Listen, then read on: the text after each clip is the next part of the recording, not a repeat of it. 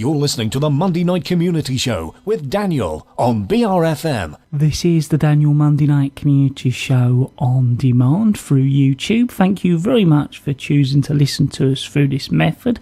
If you'd like to keep up to date with when I add new interviews, then subscribe to this channel. Well, good evening, everyone. We are the Big Fish Arts Trust, and we are going to record some of our readings, Christmas poems, Christmas readings, a variety, some funny, some sad, all to celebrate the season of Christmas this year. Extract from A Child's Christmas in Wales by Dylan Thomas. One Christmas was so much like another, in those years around the Seatown corner, now and out of all sound, except the distant speaking of the voices I sometimes hear a moment before sleep, that I can never remember whether it snowed for 6 days and 6 nights when I was 12, or whether it snowed for 12 days and 12 nights when I was 6. All the Christmases roll down towards the two-tongued sea, like a cold and headlong moon bundling down the sky that was our street.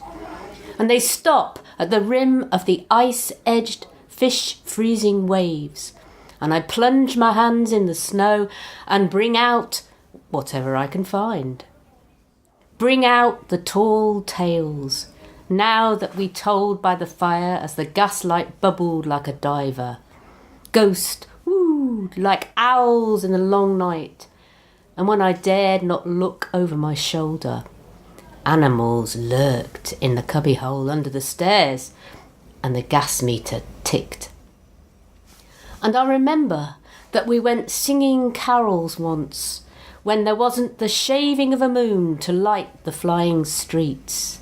At the end of a long road was a drive that led to a large house, and we stumbled up the darkness of the drive that night, each one of us afraid, each one holding a stone in his hand in case, and all of us too brave to say a word. The wind through the trees made noises as of old and unpleasant, and maybe web-footed men wheezing in caves. We reached the black bulk of the house. What shall we give them? Hark the herald? No, Jack said. Good King Wenceslas. I'll count 3. 1, 2, 3, and we began to sing, our voices high and seemingly distant in the snow-felted darkness round the house that was occupied by nobody we knew. We stood close together near the dark door. Good King Wenceslas looked out on the feast of Stephen, and then a small, dry voice, like the voice of someone who's not spoken for a long time, joined our singing.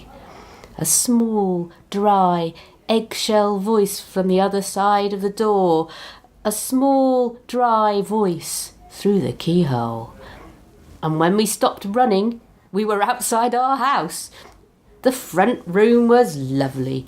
Balloons floated under the hot water bottle gulping gas. Everything was good again and shone over the town. Perhaps it was a ghost, Jim said. Perhaps it was trolls, Dan said, who was always reading. Let's go in and see if there's any jelly left, Jack said. And we did that. Always on Christmas night there was music. Auntie Hannah, who'd got onto the parsnip wine, sang a song about bleeding hearts and death, and then another in which she said her heart was like a bird's nest. And then everybody laughed again, and then I went to bed. Looking through my bedroom window out into the moonlight and the unending smoke-coloured snow, I could see the lights in the windows of all the other houses on our hill, and hear the music rising from them up the long, steady, falling night. I turned the gas down. I got into bed. I said some words to the close and holy darkness, and then I slept. King Wenceslas.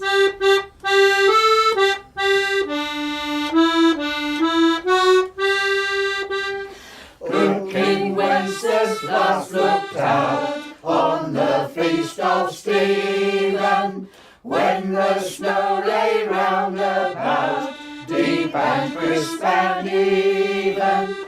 Brightly shone the moon that night, though the frost was cruel, when a poor man came in sight, gathering winter fuel.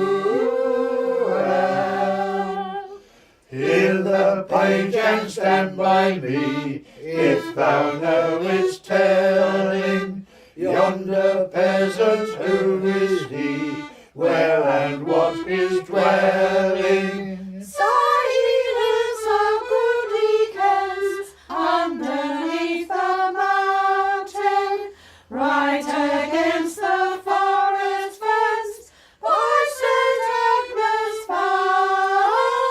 fountain. Bring me flesh and bring me wine, bring me pine logs hither, thou and I will see him dine, when we bear him thither. Page and monarch forth they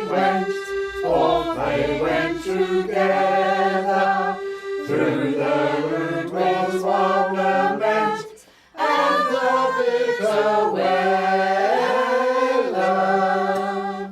Silent night is darker now, and the wind blows stronger. Fails my heart, I know not how, I can go no longer. Mark my footsteps, my good page, tread thou in them boldly, thou shalt find the winter's rage, freeze thy blood less coldly. In his master's steps he trod, where the snow lay dinted, it was in the very sod which the saint had printed. Therefore, Christian men, be sure, wealth or rank possessing, ye who now will bless the poor, shall yourselves find blessing.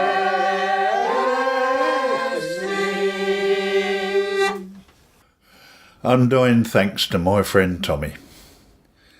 Did you know Tommy Atkins? By Danny Daniels from Sittingbourne in Kent. At school now they're teaching us history of the 1914 war, and a man called Tommy Atkins seemed always to the fore. Did you know him, Grandad? Was he a friend of yours? Were you and him together through all those awful wars? Did I know Tommy Atkins? Yes, son, I knew him well. I knew him deep in slimy mud and under deadly shot and shell. I knew him when he laughed and sang, and I knew him when he cursed. I knew him calling for his mother as his wounds were being nursed. Yes, I knew Tommy Atkins. When I thought that all was lost, Tommy said, "Chin up, old mate," and a woodbine to me he would toss. Was Tommy Atkins my best friend? Well, no matter what betide, however hard the going was, he was always by my side.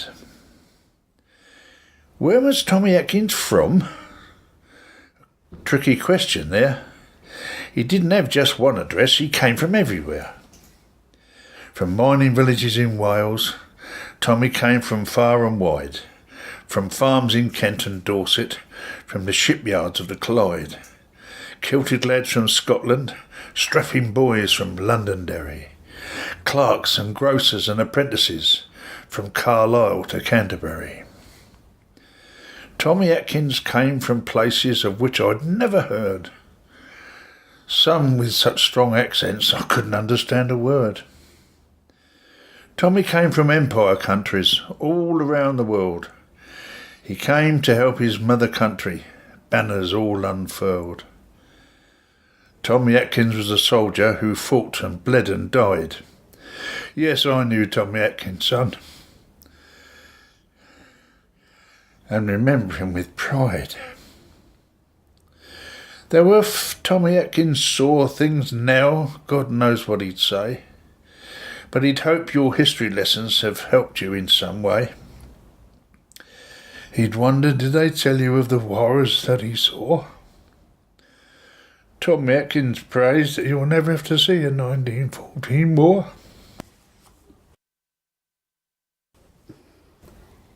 The night before Christmas. 'Twas the night before Christmas, when all through the house not a creature was stirring, not even a mouse. The stockings were hung by the chimney with care, in hopes that St. Nicholas soon would be there. The children were nestled all snug in their beds, while visions of sugar plums danced in their heads. And Mamma in her kerchief, and I in my cap, had just settled our brains for a long winter's nap. When out on the lawn there arose such a clatter, I sprang from the bed to see what was the matter. Away to the window I flew like a flash, tore open the shutters and threw up the sash. The moon on the breast of the new fallen snow gave the lustre of midday to objects below. When what to my wondering eyes should appear but a miniature sleigh and 8 tiny reindeer. With a little old driver, so lively and quick, I knew in a moment it must be St. Nick. More rapid than eagles, his coursers they came, and he whistled and shouted and called them by name. Now Dasher, now Dancer, now Prancer and Vixen, on Comet, on Cupid, on Donner and Blitzen. To the top of the porch, to the top of the wall, now dash away, dash away, dash away all. As dry leaves that before the wild hurricane flew, when they meet with an obstacle, mount to the sky, so up to the housetop the coursers they flew, with a sleigh full of toys and St. Nicholas too. And then in a twinkling I heard on the roof the prancing and pawing of each little hoof. As I drew in my head and was turning around, down the chimney St. Nicholas came with a bound. He was dressed all in fur, from his head to his foot, and his clothes were all tarnished with ashes and soot. A bundle of toys he had flung on his back, and he looked like a pedlar just opening his pack. His eyes, how they twinkled, his dimples, how merry. His cheeks were like roses, his nose like a cherry. His droll little mouth was drawn up like a bow, and his beard of his chin was all as white as snow. The stump of his pipe he held tight in his teeth, and the smoke had encircled his head like a wreath. He had a broad face and a little round belly that shook when he laughed like a bowlful of jelly. He was chubby and plump, a right jolly old elf, and I laughed when I saw him in spite of myself. A wink of his eye and a twist of his head soon gave me to know I had nothing to dread. He spoke not a word, but went straight to his work and filled all the stockings, then turned with a jerk, and laying his finger aside of his nose, and giving a nod, up the chimney he rose. He sprang to his sleigh, to his team gave a whistle, and away they all flew like the down of a thistle. But I heard him exclaim, ere he drove out of sight, "Happy Christmas to all, and to all a good night."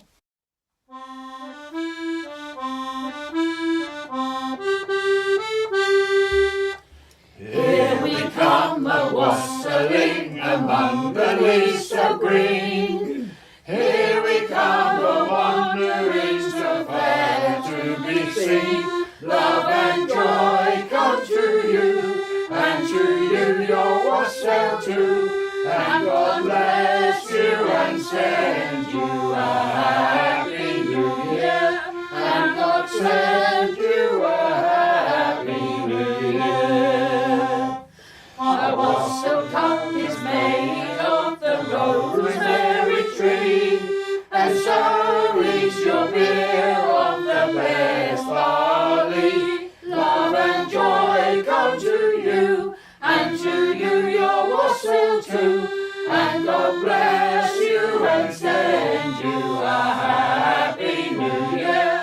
And God send you a happy new year.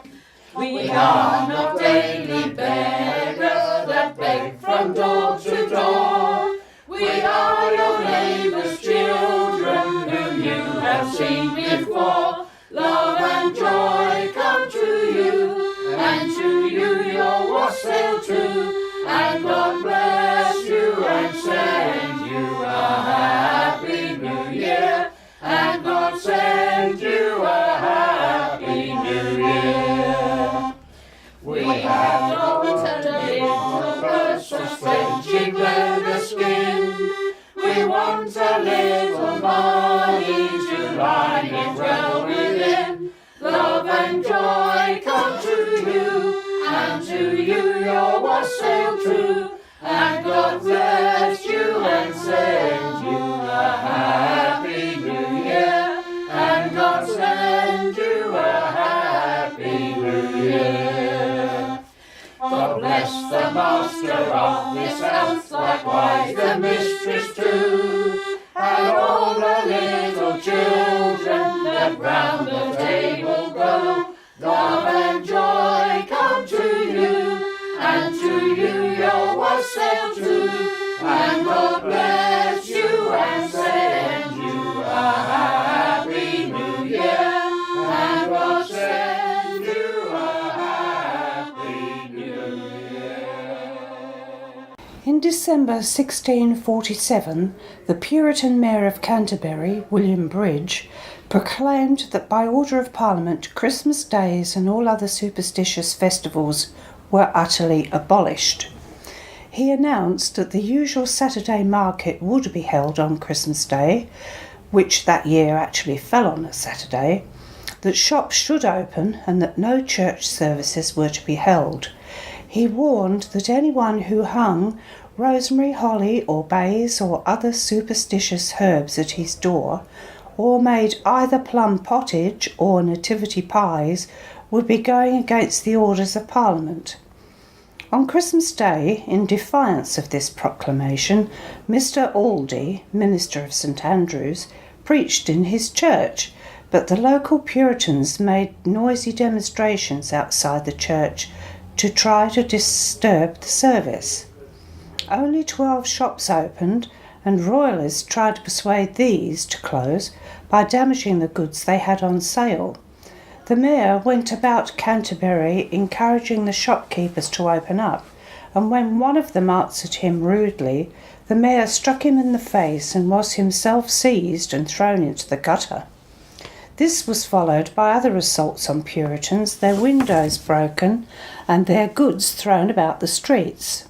The Royalists barricaded St. George's Gate, Burgate and Wincheap Gate with timber, and their watchword was, "For God, King Charles and Kent." On Boxing Day, the mayor set a small armed guard to watch the gates. Their leader, a barber named White, shot one of the crowds for calling him a Roundhead, which caused a fresh riot. The citizens came forth with clubs. Captain White was assaulted and imprisoned, and the mayor fled, and his house was attacked. The rioters obtained the keys to the prison and set their own guard over the city. By the 27th of December, the insurgents had increased to over 1,000 in number, and they took control of the town hall, and with it a supply of arms and powder. When the sheriff intervened to try to rescue Captain White, he was knocked down and his head fearfully broke. It was God's mercy his brains were not beat out. Other Puritans were attacked, including Thomas Harris, who was described as a busy prating fellow. Eventually, the justices of the peace persuaded the citizens to lay down their arms with a promise that no retribution would be taken against them. However, the mayor brought in 3,000 Roundhead soldiers who damaged the city gates and walls, and imprisoned the justices in Leeds Castle for 2 months. Some of the rioters were imprisoned and tried, including the poet Francis Lovelace, who wrote his poem To Althea from prison on this occasion, which has the famous line, "Stone walls do not a prison make." The jury threw out all the charges and organised a petition asking that the King and Parliament should settle the peace both of Church and Commonwealth. Parliament's reaction to this was a threat to hang 2 petitioners from each parish, and this led to a general royalist uprising in Kent, defeated in a pitched battle at Maidstone. Not until the restoration of Charles II, the Merry Monarch, was Christmas properly celebrated again in Kent with church services, evergreen decorations, singing and dancing, and seasonal food and drink. Appropriately, Charles landed in Kent on his return from exile and progressed through the county to London. Winter nights. Now winter nights enlarge the number of their hours, and clouds their storms discharge upon the airy towers. Let now the chimneys blaze, and cups overflow with wine. Let well-tuned words amaze with harmony divine. Now yellow waxen lights shall wait on honey love, while youthful revels, masks, and courtly sights sleep's leaden spells remove.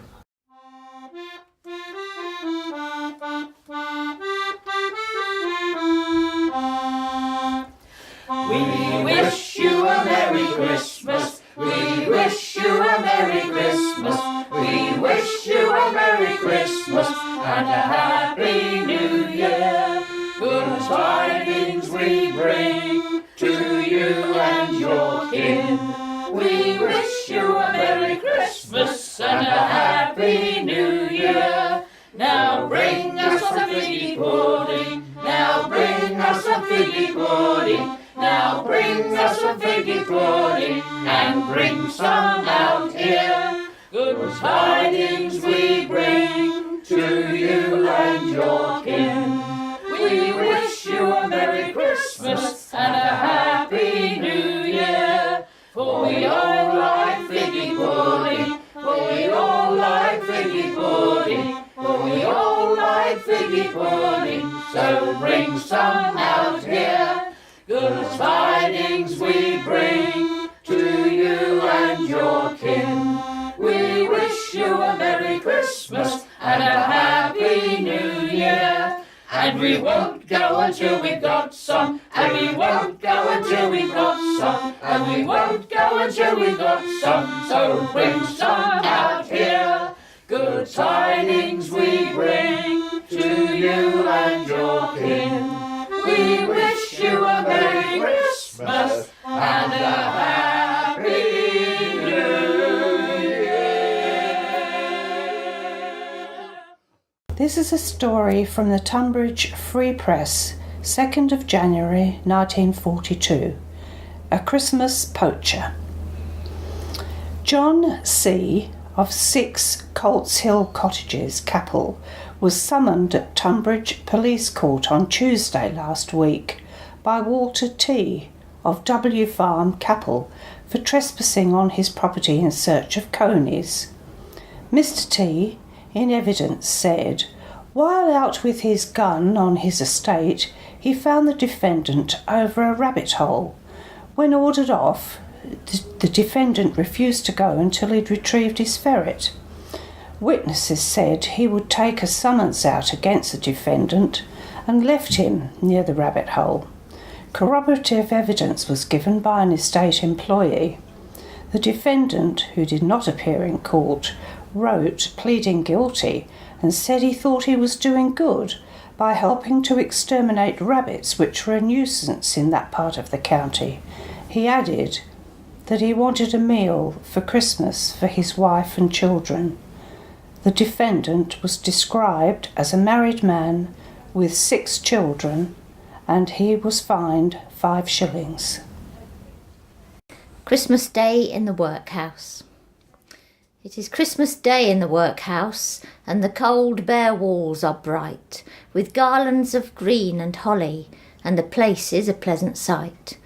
For with clean-washed hands and faces, in a long and hungry line, the paupers sit at the table, for this is the hour they dine. And the guardians and their ladies, although the wind is east, have come in their furs and wrappers to watch their charges feast. To smile and be condescending, put pudding on pauper plates, to be hosts at the workhouse banquet, they've paid for with the rates. Oh, the paupers are meek and lowly, with their thank'ee kindly mums, as long as they fill their stomachs, what matter from whence it comes? But one of the old men mutters, and pushes his plate aside. Great God, he cries, but it chokes me, for this is the day she died. The guardians gazed in horror. The master's face went white. Did a pauper refuse the pudding? Could their ears believe aright? Then the ladies clutched their husbands, thinking the man would die, struck by a bolt or something, by the outraged one on high. But the pauper sat for a moment, then rose mid silence grim, for the others had ceased to chatter and trembled in every limb. He looked at the guardians' ladies, then eyeing their lords he said, I eat not the food of villains whose hands are foul and red, whose victims cry for vengeance from their dark unhallowed graves. He's drunk, said the workhouse master, or else he's mad and raves. Not drunk or mad, cried the pauper, but only a haunted beast, who, torn by the hounds and mangled, declines the vulture's feast. I care not a curse for the guardians, and I won't be dragged away. Just let me have the fit out, it's only on Christmas Day, that the black past comes to goad me and prey on my burning brain. I'll tell you the rest in a whisper. I swear I won't shout again. Keep your hands off me, curse you. Hear me right out to the end. You come here to see how paupers the season of Christmas spend. You come here to watch us feeding as they watch the captured beast. Here's why a penniless pauper spits on your paltry feast. Do you think I will take your bounty and let you smile and think you are doing a noble action with the parish's meat and drink? Where is my wife, you traitors, the poor old wife you slew? Yes, by the God above me, my Nance was killed by you. Last winter my wife lay dying, starved in a filthy den. I'd never been to the parish. I came to the parish then. I swallowed my pride in coming, for ere the ruin came, I held my head up as a trader, and I bore a spotless name. I came to the parish craving bread for a starving wife, bread for the woman who loved me through 50 years of life. And what do you think they told me, mocking my awful grief? That the house was open to us, but they wouldn't give out relief. I slunk to the filthy alley. 'Twas a raw, cold Christmas Eve, and the bakers' shops were open, tempting a man to thieve. But I clenched my fist together, holding my head awry. So I came to her empty-handed and mournfully told her why. Then I told her the house was open. She had heard of the ways of that, for her bloodless cheeks went crimson, and in her rags she sat, crying, Bide the Christmas here, John, we've never had one apart. I think I can bear the hunger, the other would break my heart. And all through that eve I watched her, holding her hand in mine, praying the Lord and weeping, till my lips were salt as brine. I asked her once if she hungered, and she answered, No. The moon shone in at the window, set in a wreath of snow. Then the room was bathed in glory, and I saw in my darling's eyes the faraway look of wonder that comes when the spirit flies. And her lips were parched and parted, for her reason came and went. She raved of our home in Devon, where our happiest years were spent. And the accents, long forgotten, came back to the tongue once more, for she talked like the country lassie I wooed by the Devon shore. Then she rose to her feet and trembled and fell on the rags and moaned, and "Give me a crust, I'm famished, for the love of God," she groaned. I rushed for the room like a madman and flew to the workhouse gate, crying, "Food for a dying woman," and the answer came, "Too late." They drove me away with curses.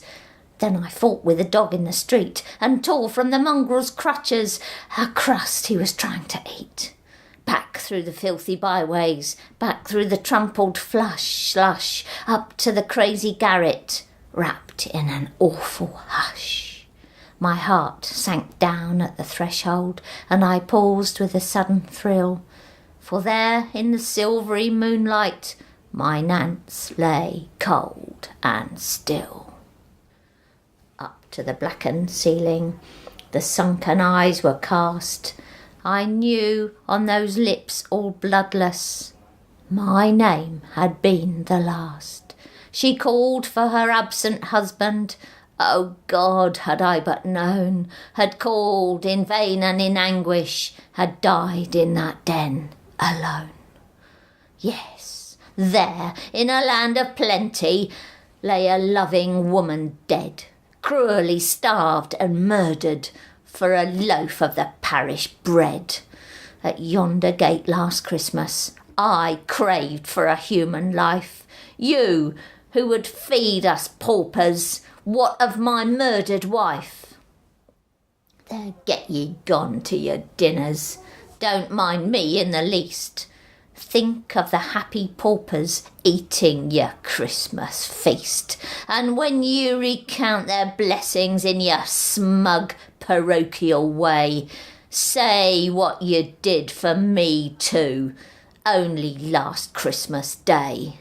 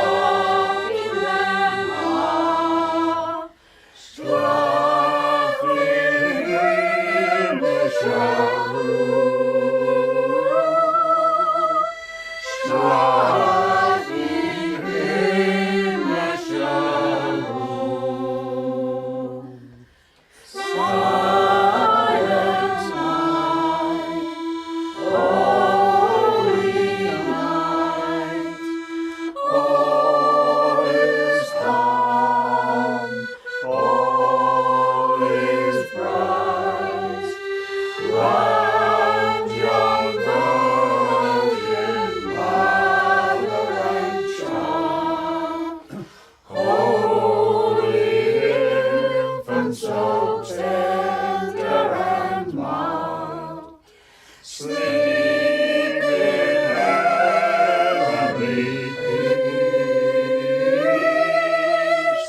Sing